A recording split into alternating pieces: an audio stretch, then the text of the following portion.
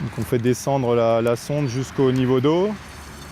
À partir du moment où ça va sonner, on va atteindre le niveau d'eau, on va lire la mesure au niveau du bord du piézomètre.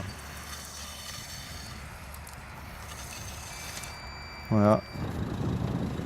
Avec cet appareil, Didier mesure le niveau de la nappe phréatique. Vous avez Sur besoin ce d'outils, piézomètre, situé à Oberscheffolsheim, cet agent de l'APRONA, l'Association pour la protection de la nappe phréatique de la plaine d'Alsace, réalise un prélèvement tous les 4 mois.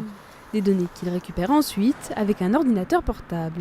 Sur ces points-là, on fait des mesures de niveau et également des mesures de température, des variations de la température de la nappe. Donc ici par exemple, on a une température de un peu moins de 12 degrés, ce qui est à peu près la moyenne sur la nappe d'Alsace. Les données récoltées permettent de tracer des cartes à l'échelle rhénane. Si les niveaux sont régulièrement relevés, la qualité est aussi évaluée. L'APRONA vient de publier une étude sur la pollution de la nappe phréatique et celle-ci inquiète. 44% des 800 points de mesure étudiés en Alsace dépassent les normes de potabilité. À l'origine de cette pollution, l'activité humaine.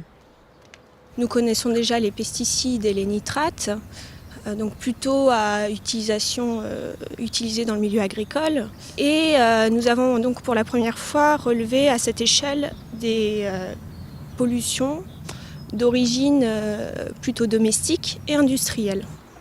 Il est déjà reconnu que l'activité agricole pollue fortement en nitrates et pesticides.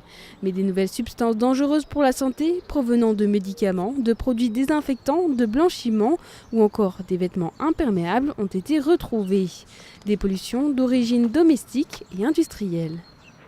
Il suffit, par exemple pour les industriels, dans un processus de fabrication quelconque, d'utiliser l'une de ces substances, que ces substances soient lessivées par de l'eau donc de nettoyage ou bien dans un processus de fabrication. Donc, elles se retrouvent dans la station d'épuration qui n'est pas forcément dimensionnée pour abattre cette pollution et donc elle peut se retrouver dans le milieu naturel par ce biais-là.